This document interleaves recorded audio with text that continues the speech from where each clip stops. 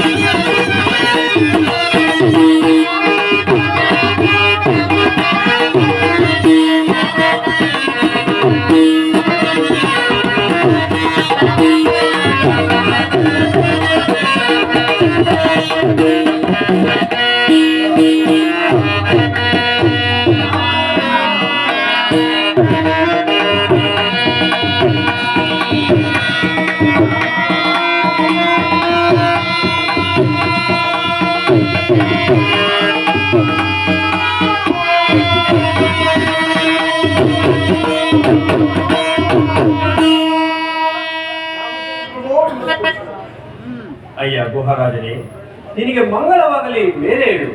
ಅಯ್ಯ ಗುಹಾರಾಜನೇ, ನೀನು ಮತ್ತು ನಿನ್ನ ಪರಿವಾರದವರು ಕುಶಲವೇ?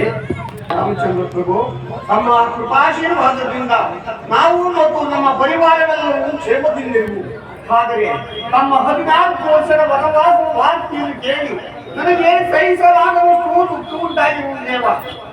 ರಾಮಚಂದ್ರ ಪ್ರಭು, ನೀವು 14 ವರ್ಷ ವನವಾಸವನ್ನು ಈ ನಮ್ಮ ಸಿಂಗಮೇರಿಪುರದಲ್ಲಿ ಇದ್ದು ನಮ್ಮನ್ನು ನಮ್ಮ ಪರಿವಾರವನ್ನು ಕಾಪಾಡಬೇಕೆಂದು ತಮ್ಮಲ್ಲಿ ಬೇಡಿಕೊಳ್ಳುವುದು ದೇವ. ಅಯ್ಯ ಗುಹಾರಾಜನೇ, ನಿನ್ನ ಪ್ರೀತಿ ವಾತ್ಸಲ್ಯದ ಮಾತುಗಳನ್ನು ಕೇಳಿ ನನಗೆ ಬಹಳ ಸಂತೋಷವಾಯಿತು. ಆದರೆ ನಾವು ಪಿತೃವಾಕ್ಯ ಪರಿಪಾಲನಾರ್ಥವಾಗಿ ಬಂದಿರುವುದರಿಂದ ನಾವು 14 ವರ್ಷ ವನವಾಸ ಮುಗಿಯುವ ತನಕ ನಾವು ಪುರಪ್ರವೇಶವನ್ನು ಮಾಡುವುದಿಲ್ಲ. ಆದ ಕಾರಣ ಅಯ್ಯ, ನೀನು ನಮಗೆ ಉಪಕಾರ ಮಾಡುವಾಗಿದ್ದರೆ ಈ ಗಂಗಾ ನದಿನ ಆಚೆಗೆ ದಾಟಿಸು, ನಿನಗೆ ಪುಣ್ಯ ಬರುವುದು. ರಾಮಚಂದ್ರ ಪ್ರಭು, ದೇವದೇವ, ಭವಸಾಗರವನ್ನೇ ದಾಟಿಸಬಲ್ಲ ನೀವು. ಒಂದು ಸಣ್ಣ ನದಿಯನ್ನು ದಾಟಿಸುವ ಸುಯೋಗ ನನಗೆ ಒದಗಿತಲ್ಲ. ನಾನೇ ಧನ್ಯನು ದೇವ, ನಾನೇ ಧನ್ಯನು. ಆದರೆ ಹಿಂದೆ ನೀವು ಮಿಥಿಲಾ ನಗರಕ್ಕೆ ಹೋಗುವಾಗ ತಮ್ಮ ಪಾದ ಸ್ಪರ್ಶದಿಂದ ಒಂದು ಕಲ್ಲು ಹೆಣ್ಣಾಯಿತಂತೆ. ಅದರಲ್ಲೂ ಹಲವಾರು ಸಣ್ಣ ಪುಟ್ಟ ಕಲ್ಲುಗಳಿರುವು. ಆ ಕಲ್ಲುಗಳೇನಾದರೂ ಹೆಣ್ಣಾದರೆ ಈ ಬಡವರ ಪಾಡೇನು ದೇವ, ಬಡವರ ಪಾಡೇನು. ಅಯ್ಯ ಗುಹಾರಾಜನೇ, ನಿನ್ನ ಮನದ ಆಂತರ್ಯವನ್ನು ನಾನು ನೀನು ನನ್ನ ಪಾದಗಳನ್ನು ತೊಳೆದು ಪೂಜಿಸಬೇಕೆಂದಲ್ವೇ ನಿನ್ನ ಮನದ ಬಯಕೆ. ಹೌದು ದೇವ. ಆಗಲಿ, ನಿಷ್ಟಾರ್ಥವು ಸಿದ್ಧಿಸಲಿ. ನನ್ನ ಪಾದಗಳನ್ನು ಪೂಜಿಸಿ ಆನಂತರ ನಾವಿಯೂ ಸಿದ್ಧವಾಗಲಿ ಗುಹರಾಜನೇ. ನಾನೇನು ದೇವ.